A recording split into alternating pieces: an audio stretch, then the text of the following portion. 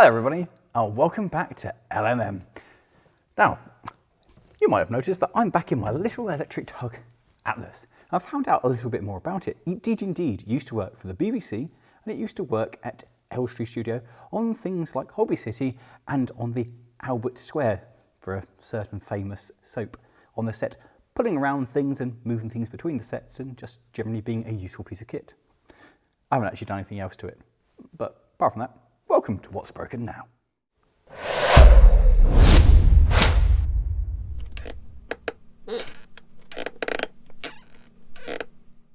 Here in the UK, things are starting to turn to a little bit more near some sense of normality, which has meant for us here at LMM that we've been able to go out and start filming again. And that's been really good because there's been a lot of good content put up for you guys. The downside is we haven't actually spent as much time inside the shed this month as we normally do because we've all been excited to go out and do stuff. So haven't really got the variety of things that we normally would have to show you guys. But we do have some big and exciting news. Most of you by now will have had a look at the video we put out for the exceedingly late 30k special, firing up the Ruston 48. And so I went and did a bit more to it to try and keep it as a working thing. Now, one of the factors that may have contributed to the Ruston starter failing is possibly low batteries. Now, this locomotive is fitted with a dynamo, not an alternator, and I didn't actually realise how slow a dynamo is to replenish batteries when compared to a modern day alternator. And as this thing has been used frequently for a 10 or 15 minute shunt, we surmise that it's possible that the batteries weren't being fully topped up. Now, if the batteries weren't providing the voltage they're meant to, because of V equals IR, if the voltage drops, the current must increase. And if the current increases, well then you could burn out the motor. So that's quite possibly what happened here. So to prevent the batteries from becoming low again, I've got this. Now it is a tiny solar panel, but it is designed for keeping batteries topped up. It's not going to charge them, it's just going to kind of keep them topped up. So this is the plan. I'm going to attach this onto the window there and have the lead dangling through my control box and going to the batteries. And that should help keep the batteries topped up. I'm also looking at investing in an alternator that will fit. I've got some people working on that so that hopefully it will keep itself topped up rather than, well, not. So I'm going to attempt to fit it now. Okay, so that I'll just put onto there. So that's cool. The light's glowing. So I've got this adapter here, which goes to this piece here, and those two go together, like so, which means that I can then connect those up and have those disappear into there and round there. So the idea is that you can kind of take it down and put it down. So next thing is to get some wire out. So piece of wire here, hole in top, goes through there. So that's coming through here. Now, the other hole that all the electrics go through there, just so you can see there is kind of full. But I think I might be able to just about... Okay, so I got that started, so that's now feeding through there like so, which means if we nip outside, so there's a filthy engine bay, we should be able to see a wire. Brilliant. Perfection. So if I give that a tug, and another tug, and another tug, we chuck that over there, we'll go pick it up from the other side. Okay, well this is the controller, and then just there you can see the wire, so I'm going to tuck it through that point just there, and then plug it into this thing, and then hopefully we can get something working. So we're going to go with blue being negative, so that this is the feed from the solar panel. So negative there and positive there. Just give these a twist. Make sure they are open, ready to assemble, receive, and then we should stick those two in like so, and do that one up nice and tight. Now this thing here feels quality, because when I do this everything moves inside, which is never a good feeling, is it? Makes me feel maybe it's a little bit bodged. Okay, positive and negative. So I can now pull this back through. I need to join positive to this terminal, although I might just do that over there, and then negative needs to loop round to that terminal, but I already have a negative return there, which goes up to there. So I might just put a bracket coming off that, and a bracket coming off that, and just take it off from there, make everything a bit neater. Currently, we have a battery display, so it tells us what the voltage is, and the fact the batteries are at like 75-ish%, over 75% full, which is good. So I don't know what the buttons do, but it's fine. I can also charge my phone now because it's got USBs, which is cool. So that's going to go over there, and then this lead that goes over there, I need to tuck away, but that's going to go to the solar panel. Okay, so haven't gone and had a look at it. I've had to reverse the polarity on this, but if you have a gander in here, you'll see that it now has the solar panel charge coming up. So the battery appears to be helpful, kind of full of health. It's charging a battery. So yeah, hopefully it works. The only thing to do now is that good old thing of start it up again and see if the current surge from that will then go and blow the whole thing. Which is tragic really, isn't it, that I've got to restart the Ruston again. How sad. Decompressor's in, cold start pull, power on.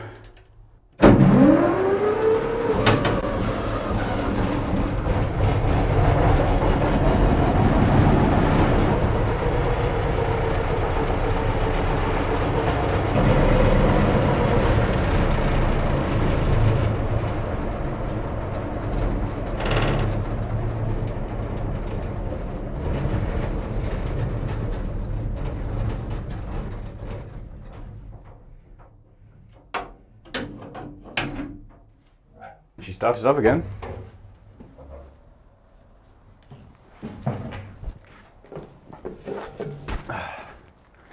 And still thinks it's working. Great. So hopefully everything seems to be working, and hopefully the Ruston 48 will continue to charge. And next time What's Broken Now, we'll go back and revisit it and see if it is working, and if it continues to work, then reboot the mess of bodged cables that I've done. Talking about things that we've actually had progress with and things that you guys will be excited about, Viking. Yes, the digger that you guys helped save from scrap, it's alive.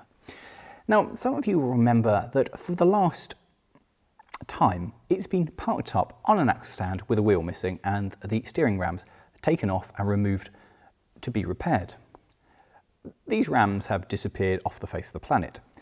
And so imagine my surprise when one of the lovely members of our Discord messaged me and said, "Lawrie, there's an auction." I went onto this online auction, not an eBay, but an old school auction with a man and a hammer. And I put down a rather substantial amount. And they had many other things going. They had tractor seats, which went fairly... I did not realise how expensive tractor seats went. Not a tractor, just a seat. And previous to my lot, there was a box of potato boxes that went for £55. To which I went, I'm not going to get these rams and pipes. There's no way. I put down a substantial amount of money and sat there with bated breath as the auctioneer went, lot number, set of hydraulic steering putts for a massive 40 digger. We have one person interested. Shall we start the bidding at £20? £20. Do I hear any more? Going once at £20, twice. Brilliant. Getting a new set is cheaper, apparently, than getting them rebuilt. Which did mean that I had to disappear to the other side of the country, where they had all these wonderful pieces of gubbins for sale, which if I had money, I would have bought many of them. But still, I returned and installed the new rams. And so my reason for my trip to Hereford was this here. And these are, of course, a set of steering rams of a Massey 40 tractor, which just happened to be the same set of steering rams that were once upon Viking. So the plan is hopefully remove these little rams, connect them back up, because these ones have not been mullered in the same way as my other ones have, or at least not quite as badly. I haven't really inspected them yet. They could be just as badly mucked around with and cut on, but we'll assume they'll be alright. And disassemble, put them on, and see if Viking will fire up and how bad these leak. So for that, I have chosen a random selection of imperial sized spanners, which have funny little numbers on them, which mean nothing to us in real numbers and the real world, but in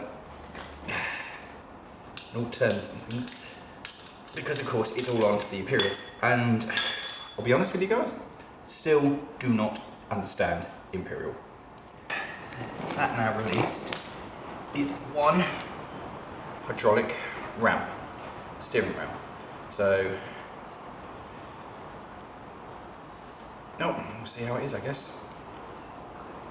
That thread looks, oh no, it's not, it's a plastic captive in there, so that's okay. That goes on there. I mean, they're stiff and dirty, but if they go on, see, Viking is a long way away from being complete and fully working, but I would like it to be semi-working. That's got to go, well, this is the wrong side. So that's got to go.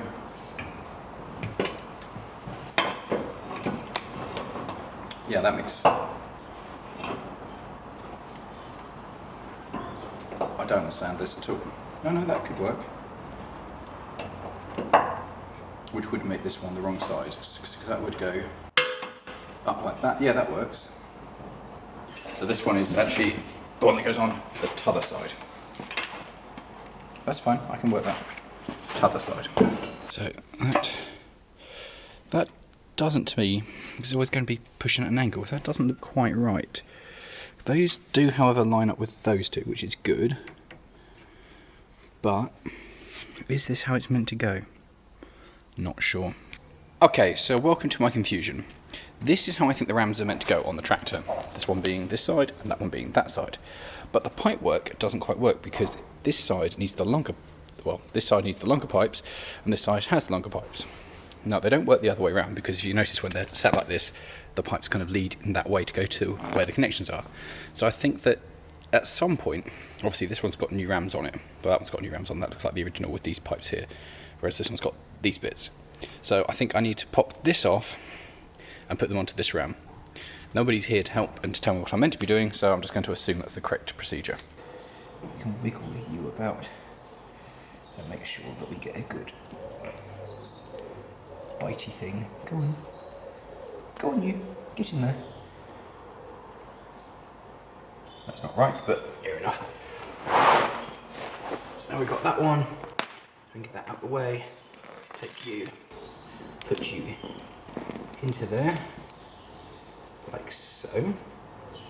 This is far more complex than I ever thought it was going to be, I'll be honest. I thought it was just going to be slap these on, drive digger around. Did not foresee sheer amount of mucking about. Get these in. This doesn't work on any stop, so this is taking the best part of the day to muck around with this. Come on. Come on, Viking. Oh my god, why are these made of such useless material which just... I want you to just appreciate how knackered that is. It is almost entirely rounded off. This one at least does have some bits on it, but I've got that off because I'm sure these are meant to go the other way around. I'm sure they are.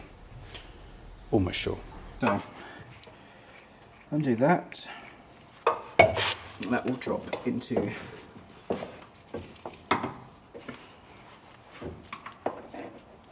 that bolt. Like so. Give it a twiddle. There we go. That's gone through. Put that back onto there. Give it a little bit of encouragement to bite. Good enough. Then we do this. Oh no, that's just gone AWOL. Find you. That goes in there, and that kind of screws on there. It's not the right thread, but it will hold it on for the purpose of this experiment. Where on earth? Oh, it's gone. Oh! Such an awkward thing to get into.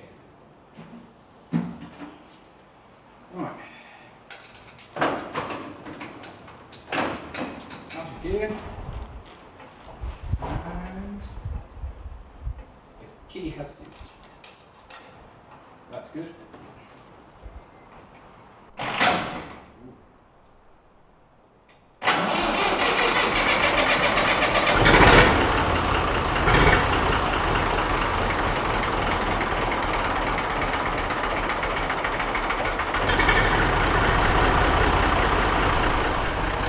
Well, I mean,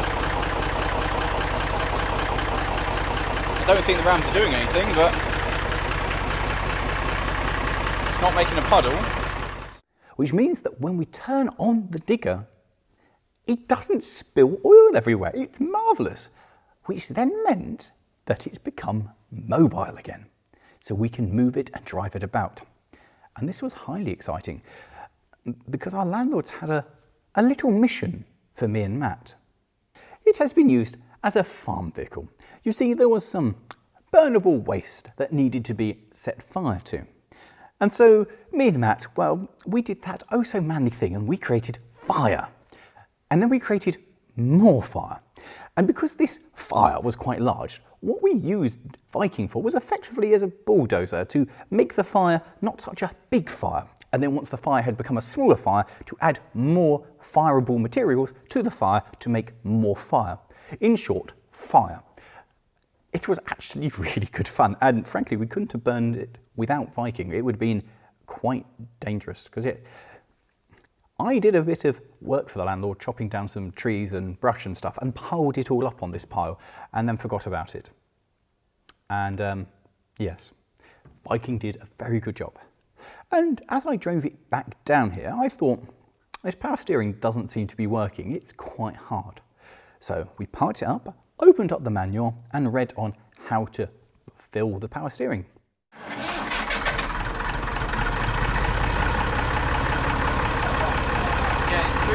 Yeah, that's working. They were not going the same way as I wanted to. Are they not? No, I can't move the wheel. Oh, they were just trying to steer backwards and forwards against each other. I guess so. So let's pop the rams out. Yeah. Again, what we did. Morgan can do the other side. And just double check. And we'll see if the steering actually does what it wants to do. Have you disconnected the doodah? Yes, it's disconnected.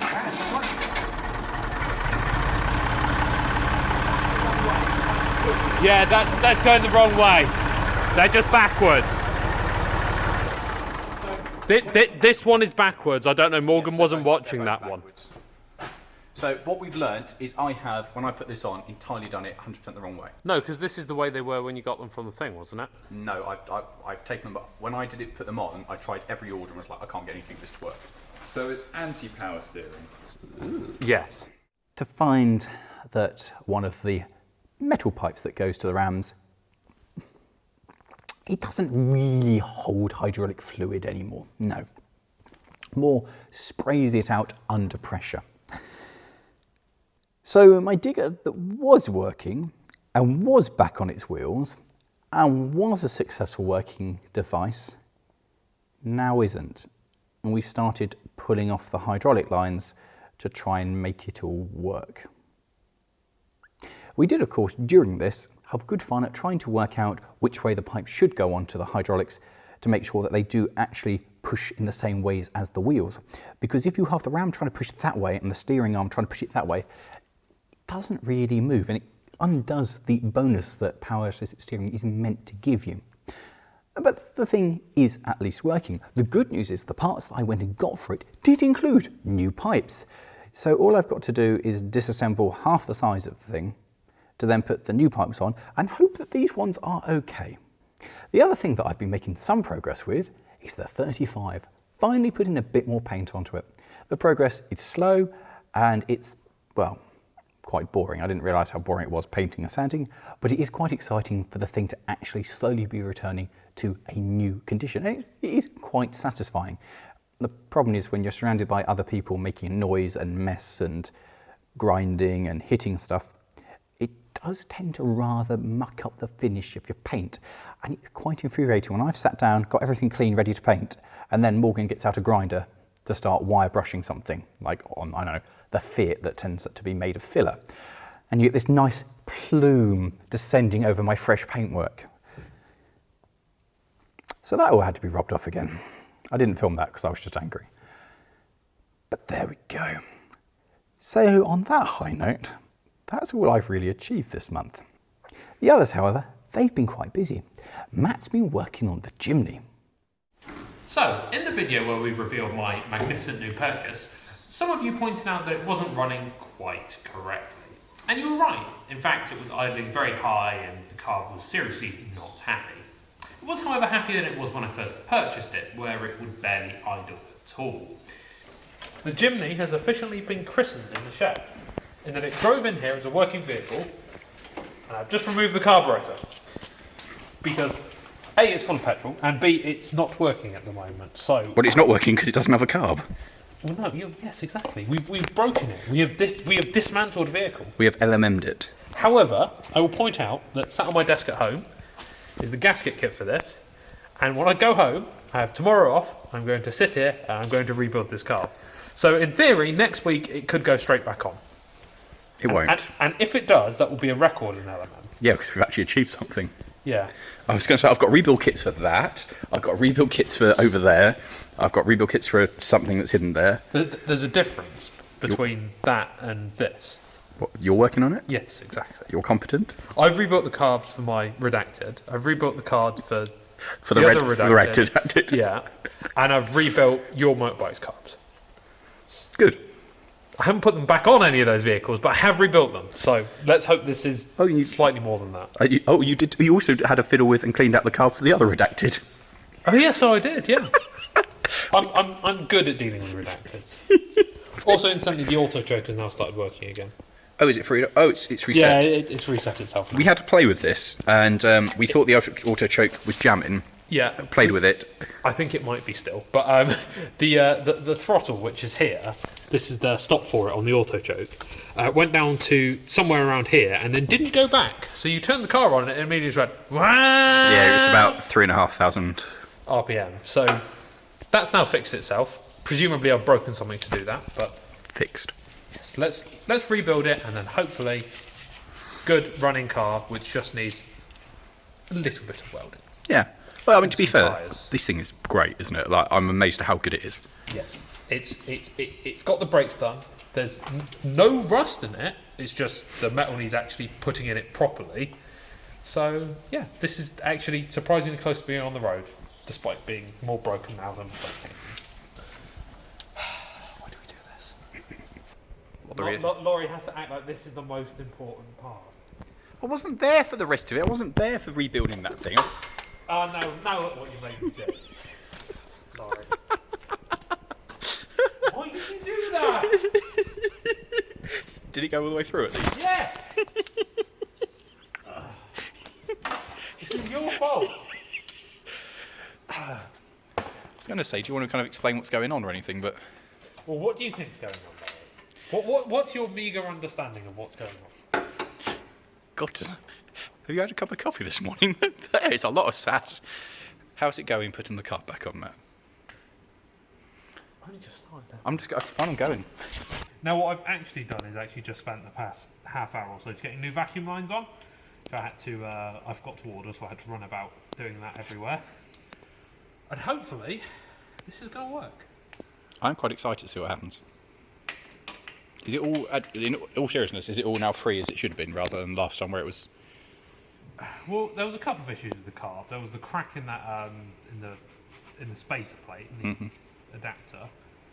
And there was a couple of other little bits where it was just a bit grubby, but to be fair, the carb was actually quite good.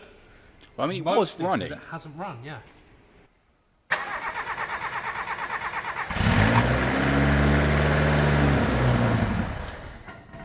Yeah, it idles at 2,000 and then... But it's cold. It will rev high because it's cold. It's a carb, isn't it? But it sounds like, so this has a system called idle up, which means when headlights are on, or radiator fan and stuff like that, it idles up.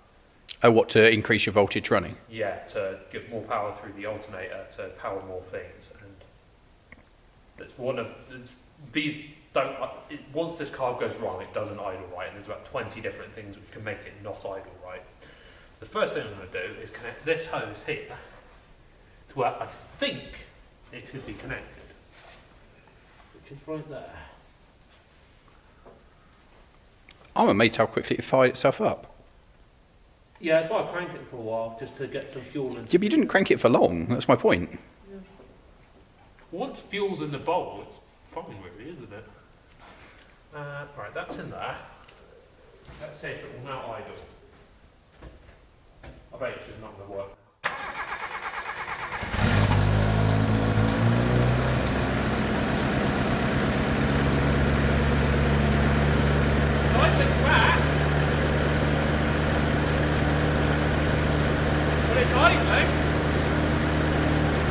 This is a step forward.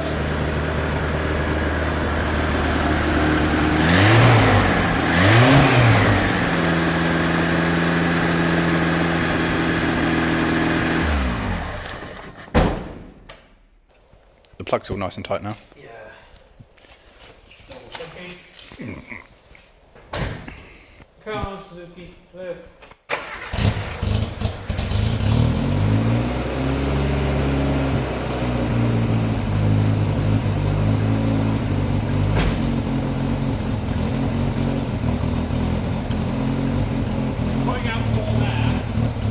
Yeah, but it will. That's what it's there for.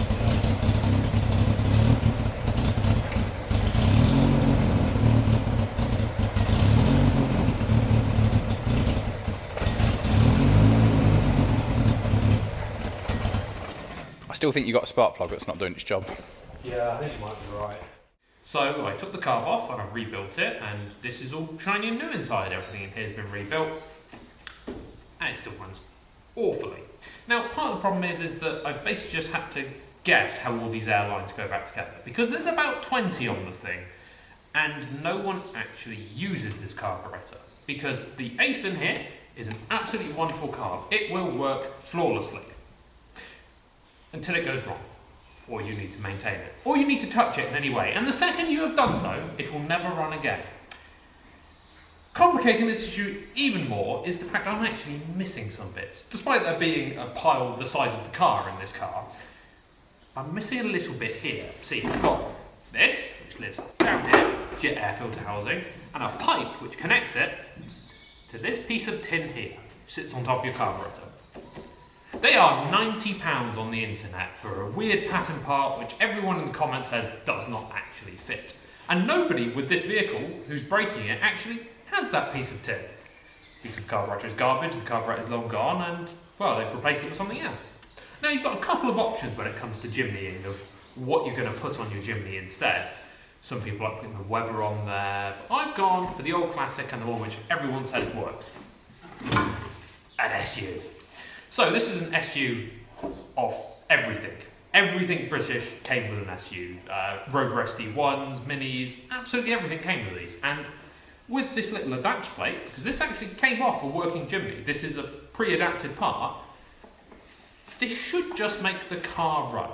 Now unfortunately that does leave a lot of vacuum lines which need to be blanked off, so I've got lots of blanking plugs and this, that and the other to get all that sorted. And one other thing is that there should be a hose going from here to the intake manifold and then onto that there in the car. That's gone. Don't know where that is, and unfortunately they also cost about £40. £40 for a piece of hose with a T-junction in. And so, for £20, I've realised I can actually get a catch can kit. So the catch can's going in instead.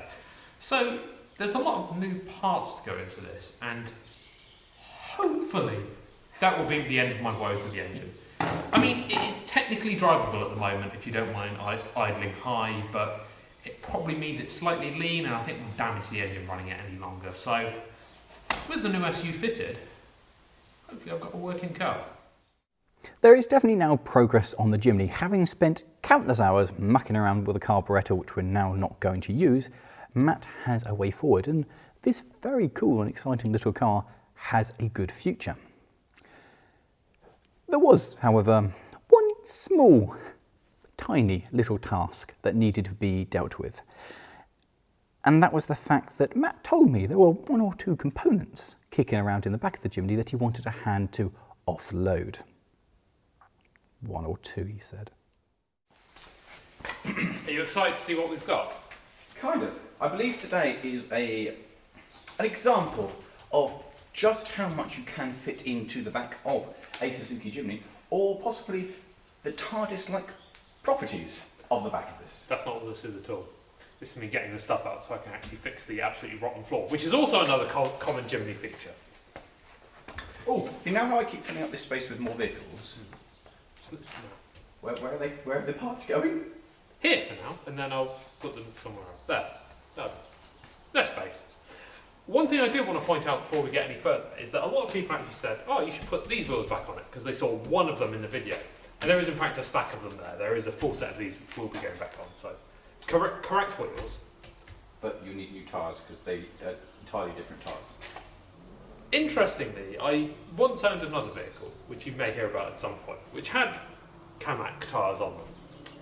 These haven't been made for a good 15-20 years. These are... Oh, this is heritage tyres. They are heritage tyres. Do you know what I really like about them as well? They have little S's on them, and even though that's not what it is, that's Suzuki for me now. I like that. It's almost a Suzuki S. Almost a Suzuki S, right, let's...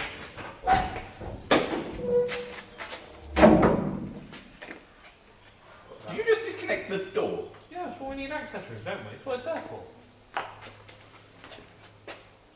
Oh, we can't stare at this forever. Right. Paint. NATO green.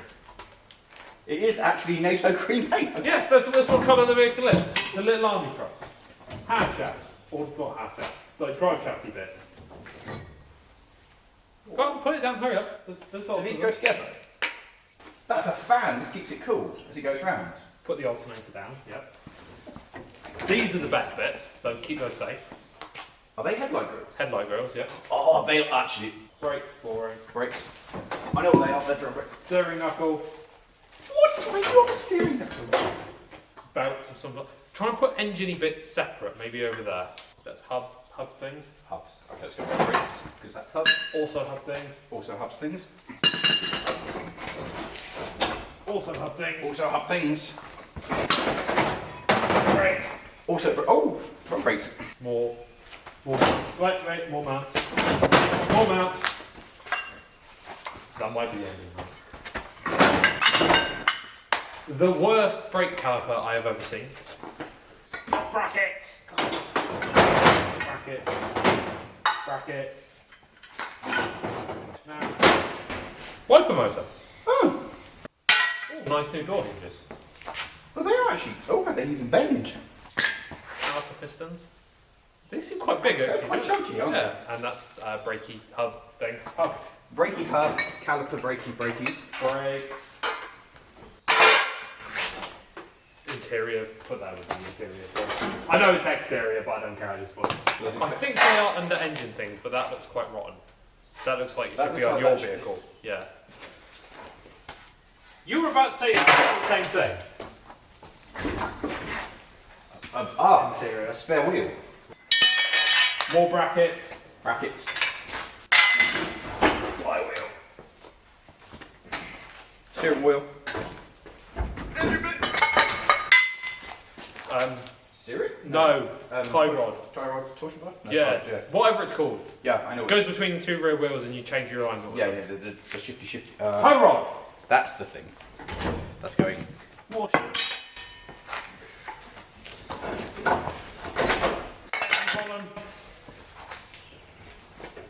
When I said there's another car in here, did you actually believe me or Can I not? put this onto home too? Probably better. Brackets. Whenever you said the kind of. Is this a bit of chassis? Yeah, brackets. When you said you thought there was Box of things. Distributor, horn, belts, hose. Oh, that's when we said coil. drive shaft. Yeah, half shaft, that goes inside the axles. Oh, spinny. Differential. Oh.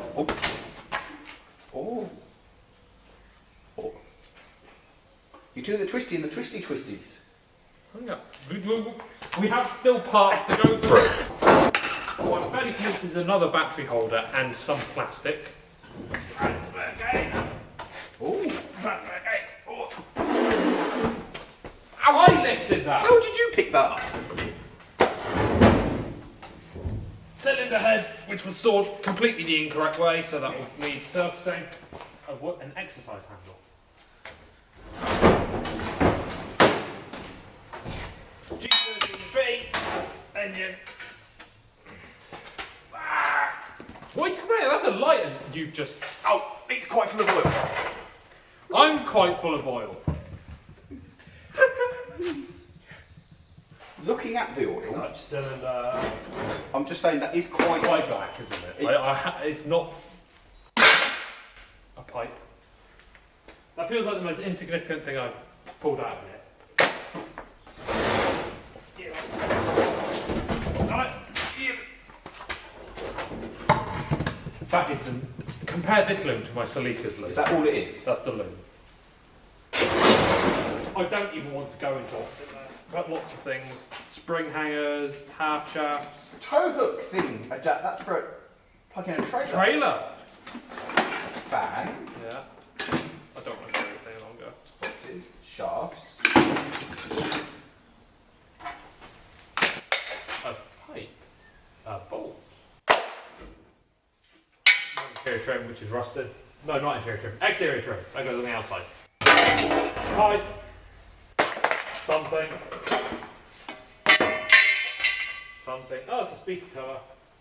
Another pipe. And more pipe. What? I threw it. It went through the windscreen of the MI2. Oh. Why did you throw it so far? It had like crispy quality. Oh, it's a spare barrel. Valve cover. What the hell is that? Oh, that's some resistant-y thing. Yeah. Valve cover that can go on top of the valves. Yeah, which was stored incorrectly. I just put my foot in the oil. Yes, you did. I think we should reassemble this engine and see if it will fire. Do you know what's the worst part? Please don't tell me it's got to go back. No, we've still got to do the front. What? The front passenger seat is also full. I don't understand how that fits. It doesn't make sense. There's not enough room for you and I to be in the back of it. I don't understand how there's enough stuff. I might have made a mistake. To be fair, you have, but it doesn't not necessarily about this one. Oh, I can actually point out. These parts didn't come with it. The most important thing. Under seal, that is quite important. And this. Now I'm going to show you this, and I want you to describe to me what it is. It's the box. What's in the box? These bushings? They are rubber bits and metal bits. I assume these are new bushings. That's a body mount kit. So kind of correct with bushings. Body mount. However, yes, what does that entail? That entails lifting the body up, doesn't it? Can you drive it around without a body on? I'm not opposed to the idea, but first I'd like to discuss why. Now, as you can see, I am now sat on a lovely flat piece of metal with some weld in it. Yes, it smells of India, which is where it came from. I think I have COVID now. Yes, I think you do. So, this is a big piece of untreated steel. That's currently got no protection on the underside. Is it actually fitted, or is it just laid in? No, it's welded in. There is weld beads. Yeah, there is. Not a large amount, but there is some. Now, the issue is that on the underside, obviously, these like to rust. And because of all the cross beams and the ladder chassis and everything, I can't properly underseal it with the wax oil. So the only way to do it properly and to do a good job is to take the body off. However, this vehicle weighs about 700 kilos. Well, actually, previously it weighed about 1,000 kilos, but now it weighs about 700 Do you reckon kilos. between us we can lift it? Like literally just pick it I up? think we can take the body off, because all the weight's in the chassis. Which then means that... Let us know in the comments, guys. Will we successfully be able to do this? I think we will. And then once that's off, we can treat everything properly, put it back together, and hopefully it will rust slightly less than other Chimneys. I can't believe how much tap was in the back of it. It's quite comfortable. That did not look comfortable. Did you just put three seats in this? Can you... They're over there. That would not be comfortable. Can you remember what I said about like maybe putting bench seats on it side by side, just for like... I've already got them. Yeah, but Can we both get in it? I felt the vehicle go down. We can sit in this. It's like a military vehicle now. It's so much space. We can't sit in this. Can you imagine going off-road? It's about I might. Oh, that's terrible. Like being inside a drum. It basically is. Now I've got up on the floor to clean up. But the chimney is empty and the floor is full. All this goes in it, yet 2 adults do not. Do not, yeah. We got it. Yeah. I'm glad that my nice clean clothes are fine. You poured oil down mine. What, I mean, you poured oil on yourself. Moving on from the old things in the shed, there has been some progress on one of the very reliable and modern vehicles. Morgan decided to bring the BMW in for a service which didn't involve changing the heater system because apparently that's okay for a few more miles. Unlike some of the other vehicles that we feature in the shed, which are well thought out with lots of space to be able to move around to do a service on, Morgan's BMW is, well, somewhat Bavarian and full of plastic, and it's not really user-friendly, or certainly it may just be a little bit that we don't care. So we just sat and watched him do it, and watched him struggle. Which really does actually bring us to the end of this episode of What's Broken Now. The Beamer serviced and works, for now. The Viking worked briefly and then died. This thing still moves around. The Loco seems to be running, and the Chimney has a bright future ahead of it.